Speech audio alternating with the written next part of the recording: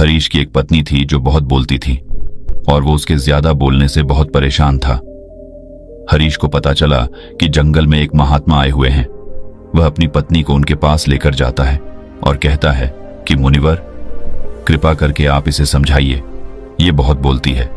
मेरे मना करने के बाद भी इसका दिन भर इसका मुंह चलता ही रहता है। मैं इसे कितना समझाता हूं कि कम बोला कर चुप रहना सीख, लेकिन नहीं, और हर बार इसकी वजह से लड़ ढाई होती है। महात्मा मुस्कुराए और बोले, मैं तुम्हें इस बात को एक कहानी की मदद से समझाता हूं। मेरा गुरु का एक शिष्य था जो बहुत बोलता था। वह हर समय इधर उधर की बातें करता था और कभी शांत नहीं रहता था। जब वह दान लेने के लिए जाता तो हर घर से एक नई कहानी लेके आता और आश्रम के दूसरे शिष्यों को सुनाता, और एक शिष्य की दूसरे से बुराई करता, चुगली करता और दूसरों के सामने अच्छा बनने का प्रयास करता और खुद के मुंह से ही खुद की तारीफ करता रहता और हमेशा खुद को गुरु के सामने सबसे बुद्धिमान और उत्तम साबित करने का प्रयास करता। वह खुद को सभी शिष्यों से अलग और श्रेष्ठ मानता था। उसका कहना था कि मैं एक अमीर घर का बालक, अगर मैं चाहता तो एक आरामदायक और सुविधाओं से भरा जीवन जी सकता, लेकिन मैं वह सब छोड़ कर यहाँ आ गया क्योंकि मुझे खोज करना, खुद को जानना है, जीवन को जानना है। एक दिन गुरु ने आश्रम के सभी शिष्यों को बुलाकर कहा, आप सभी को अगले 1 महीने के लिए कोई न कोई संकल्प लेना होगा। इससे आपकी संकल्प शक्ति मजबूत होगी और आप में आत्मशक्ति का संचार होगा। आप सभी अपने सामर्थ्य के अनुसार कोई भी संकल्प ले सकते हैं, और यदि 1 महीने से पूर्व आप में से जिसका भी संकल्प टूट जाएगा तो वह अपनी पुरानी दिनचर्या में वापस आ सकता है। सभी शिष्यों ने अपनी शक्ति के अनुसार संकल्प लिए और गुरु को अपने अपने संकल्प के बारे में बताकर वहां से चले गए। लेकिन वह शिष्य जो खुद को सबसे अलग दिखाना चाहता था, वह सीधे गुरु की कुटिया में पहुंच गया और बोला, मैं कोई छोटा मोटा संकल्प नहीं लेना चाहता, बल्कि खुद की ही जैसे एक और महान संकल्प लेना चाहता हूं। कृपया आप ही बताएं मुझे क्या संकल्प लेना चाहिए। उसकी यह बात सुनकर गुरु मुस्कुराए बोले, क्या तुम मेरे द्वारा दिए गए संकल्प को पूरा कर पाओगे? क्या तुम्हारे लिए उसे पूरा करना संभव होगा? शायद नहीं, वह तुम्हारे लिए संभव नहीं। तुम उसे पूरा नहीं कर पाओगे, इसीलिए तुम खुद ही कोई संकल्प ढूंढो। शिष्य ने कहा, नहीं गुरुदेव, आप जो भी संकल्प मुझे देंगे मैं जरूर उसे पूरा करूं। गुरु ने कहा, ठीक है, तो तुम अगले 1 महीने तक चुप रहो, मुंह से एक शब्द भी नहीं निकालोगे, यही है तुम्हारा संकल्प। शिष्य ने कहा, गुरुदेव, यह भी कोई संकल्प है? यह तो बहुत ही आसान है। आप कोई संकल्प दीजिए जो मेरी योग्यता के बराबर हो। गुरु ने कहा, पहले तो तुम इस संकल्प को तो पूरा करके दिखाओ। शिष्य ने गुरु की बात मान ली और वह उसी समय चुप हो गया और पलटकर कुटिया से बाहर चला गया। उसे चुप रहना बहुत आसान लग रहा था। उसने एक दिन तो जैसे तैसे चुप रहकर काट लिया, लेकिन दूसरे दिन से उसके मन में ना बोलने का बोझ बढ़ने लगा, और तीसरे दिन उसे भारीपन महसूस होने लगा, और चौथे दिन उसके अंदर एक अजीब सी बेचैनी होने लगी, क्योंकि आसपास आश्रम के सभी शिष्य एक दूसरे से बातें कर रहे थे। वह भी अपना पक्ष उनके सामने रखना चाहता था, उनकी बोलती बंद कर देना चाहता था, लेकिन उसका संकल्प उसके आ रहा था, इसीलिए वह पूरे दिन सिर्फ और आंखें बनाता। इसी तरीके से कुछ दिन और बीते और वह शिष्य बीमार पड़ गया। उसका सिर फटा जा रहा, उसका खाने पीने तक का मन नहीं था, वह सिर्फ बोलना चाहता था। वह गुरु के पास गया और उनके सामने बैठकर लिखकर उन्हें बताया, गुरुदेव, मैं बोलना चाहता हूँ, बिना बोले मुझे सांस नहीं आ रही है, मेरा दम घुटता जा रहा है, मैं अंदर ही अंदर पागल हुआ जा रहा हूँ, मैं क्या करूँ? संकल्प तो ड दूं क्या?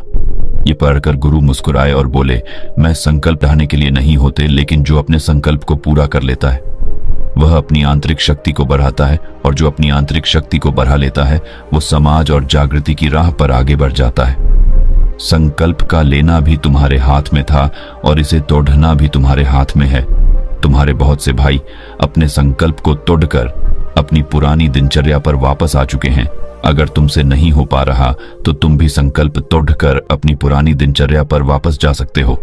लेकिन याद रहे, अगर आज तुम इस छोटे से संकल्प को नहीं संभाल पा रहे तो तुम अपनी बाकी की पूरी जिंदगी को कैसे संभाल सकोगे? बाकी फैसला पूरी तरह से तुम्हारे हाथों में है। गुरु की यह बात उस शिष्य के दिल में चोट कर गए। वो बिना कुछ बोले वहां से वापस चला गया और खुद को अपनी कुटिया में बंद कर वह केवल अपने जरूरी कामों के लिए ही कुटिया से बाहर निकलता, बाकी सारे समय कुटिया के अंदर ही बैठा रहा। 15 दिन बीत चुके थे और आश्रम के लगभग सभी शिष्यों का संकल्प अब तक टूट चुका था, लेकिन उसका संकल्प अभी भी जारी था। संकल्प लेने के बाद से अब तक उसने एक शब्द भी नहीं बोला। सारा आश्रम हैरान था कि इतना बोलने वाला इंसान चुप कैसे हो। 15 दिन बीतने के बाद वह दोबारा अपने गुरु के पास गया और लिखकर बताया है, गुरुदेव, मैं बाहर से तो चुप हूं, लेकिन मेरे भीतर बहुत सी आवाजें हैं, बहुत सी चीख पुकार और शिकायतें हैं। मैं अंदर ही अंदर बात करता रहता हूं। मेरा मन तरह तरह के प्रश्न पूछता है। मैं बाहर से जितना मोर, भीतर से उतने ही शोर शराबे से भरा। क्या इस तरह से मेरा संकल्प अभी भी है? गुरु ने कहा, हाँ, तुम्हारा संकल्प अभी भी जारी है, लेकिन जब तक लोगों की ये आवाजें तुम्हारे कानों में पती रही, तुम्हारा मन बोलता रहेगा, क्योंकि इसे तो आदत है। तुम भले ही बाहर से चुप रहो, लेकिन तुम अंदर ही अंदर बोलते रहोगे। तुम्हें इन बातों से, इन आवाजों से दूर जाना चाहिए। शिष्य गुरु को प्रणाम कर वहां से चला जाता है और सुबह होते ही अपनी कुटिया छोड़ जंगल की तरफ चला जाता है। कई दिन बीत जाते, संकल्प का समय भी पूरा हो जाता है, लेकिन शिष्य लौटकर नहीं आया। आश्रम में सभी को डर था कि कहीं जंगली जानवर ने उसे खाना लिया हो। इस बीच उसे ढूंढने की बहुत कोशिश की गई, लेकिन वह कहीं नहीं मिला। गुरु भाइयों ने मान लिया था कि जंगली जानवरों ने उसे अपना शिकार बना लिया है, लेकिन गुरु को ऐसा नहीं लगता। एक दिन आश्रम का एक अन्य शिष्य गुरु के पास आया और बोला, गुरुदेव, हमारे उस अधिक बोलने वाले भाई के साथ क्या हुआ होगा? क्या जानवर ने उसे मार दिया होगा? गुरु ने कहा, हो सकता है कि जानवरों ने उसे अपना शिकार बना लिया हो, लेकिन उसके न लौटने की एक दूसरी वजह भी हो सकती है। शायद उसे वह मिल गया है जिसके लिए वह गया था। फिर शिष्य ने पूछा, गुरुदेव, क्या ज्यादा बोलना इतना हानिकारक होता है? गुरु ने बोला, कहा, इंसान के जीवन के बहुत सारे दुखों में से एक दुख यह भी है कि वह कभी चुप नहीं रह सकता, हमेशा कुछ ना कुछ बोलता ही रहता है। सिर्फ हमारे बोलने के कारण हमारे आधे से ज्यादा दुख पैदा होते हैं। हम में से कोई भी चुप नहीं रहना चाहता, हम बस सामने वाले को सुना देना चाहते हैं। जो भी हमारे मन में है सब निकालकर उसके मन में बैठा देना चाहते हैं, उसे समझा देना चाहते हैं कि देख, तू गलत है और मैं सही। इस तरीके से सुनने और सुनाने का यह काम जिंदगी भर चलता रहता है, लेकिन इस नासमझी में हम अपना समय, अपना जीवन, अपनी समझ और सबसे महत्वपूर्ण अवकीमती पल जो जिए जा सकते हैं, जिनको अनुभव किया जा सकता है, जिनमें आनंद को प्राप्त किया जा सकता है, यह सब खो देते हैं। लेकिन इसके बदले हमें मिलता क्या है? कुछ नहीं, सब व्यर्थ और बर्बाद हो जाता है। शिष्य ने पूछा, तो फिर इसका समाधान क्या है? गुरु ने कहा, पूरी जागरूकता के साथ अपने विचारों को देखना, यही एकमात्र तरीका है। सारी मानसिक समस्याओं का वर्तमान में रहकर चिंतन करना, पूरी जागरूकता के साथ अपना काम करना जिंदगी में चमत्कारिक बदलाव ला देता है। उसके बाद वह शिष्य गुरु से अपने प्रश्नों का उत्तर पाकर उनको प्रणाम करके वहां से चला गया। उस शिष्य को आश्रम छोड़ ढकर गए 3 महीने का समय बीत चुका था, लेकिन उसकी कोई खबर नहीं। अब तक तो सभी गुरु भाइयों ने भी उसके वापस लौटने की उम्मीद छोड़ी, लेकिन एक दिन वह आश्रम लौट आता है। लेकिन अब वह नहीं था जो यहां से गया था, वह कुछ और ही बनकर वापस आया था। उसके अंदर एक गजब का बदलाव महसूस किया जा सकता था। उसके चेहरे पर एक गजब का ठहराव और आंखों में बनी शांति थी। आश्रम में आते ही सभी गुरु भाइयों ने उसे चारों तरफ से घेर लिया और बातें करने लग गए। वह भी अपने गुरु भाइयों से बातें करने लगा। उससे बात करने वाले सभी ने यह अनुभव किया कि अब वह पहले जैसा उतावला और बातूनी नहीं रह गया था।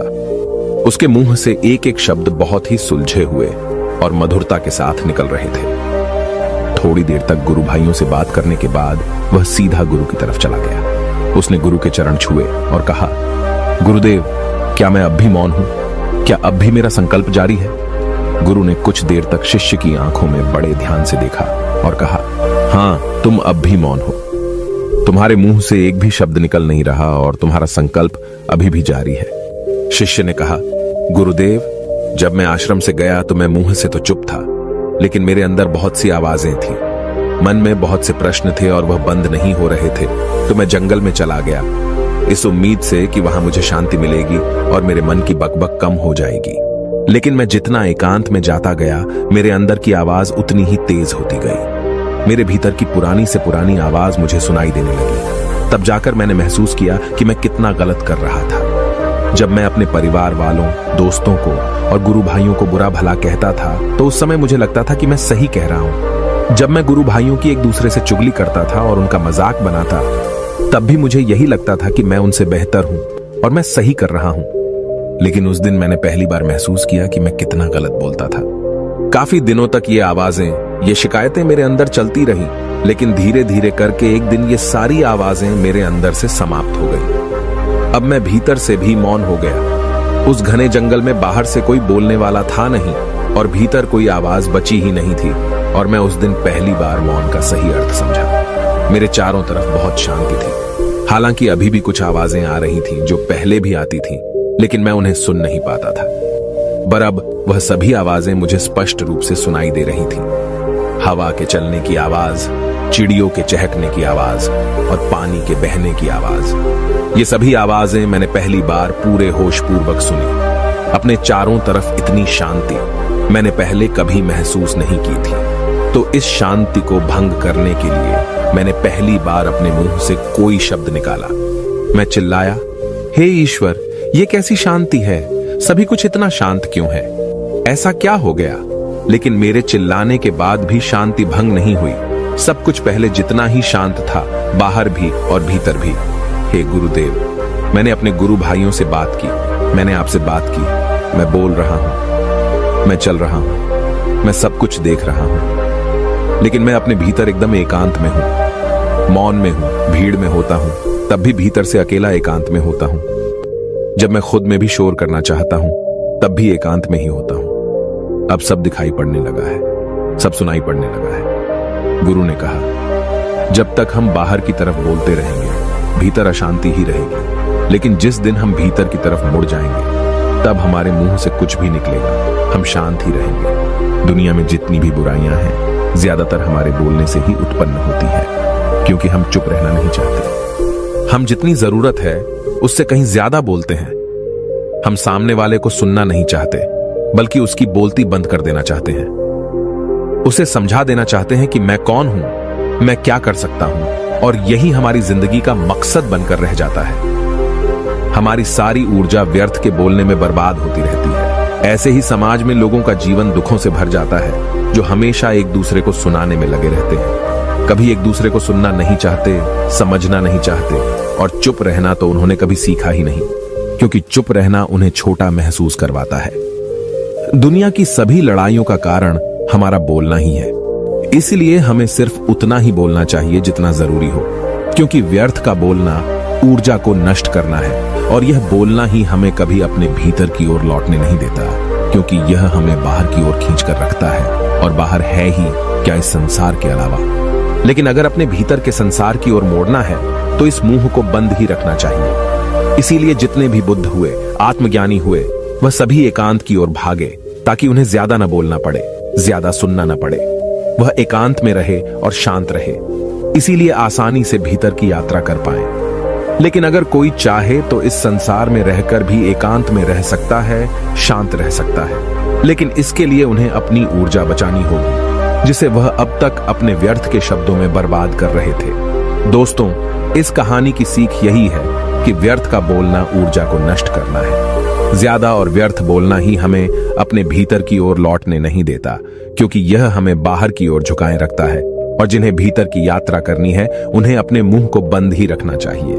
मुझे उम्मीद है कि आपको यह कहानी पसंद आई होगी और काफी कुछ सीखने को मिला होगा। कहानी के बारे में अपने विचार आप हमें नीचे कमेंट बॉक्स में कमेंट करके बता सकते हैं। बाकी अगर ये कहानी आपको अच्छी लगी हो तो इस वीडियो को लाइक करें, और ऐसी और कहानी सुनने के लिए यूट्यूब चैनल को सब्सक्राइब करें। तब तक मिलते हैं हम आपसे ऐसी ही एक और प्रेरणादायक कहानी के साथ अगले दिन। धन्यवाद।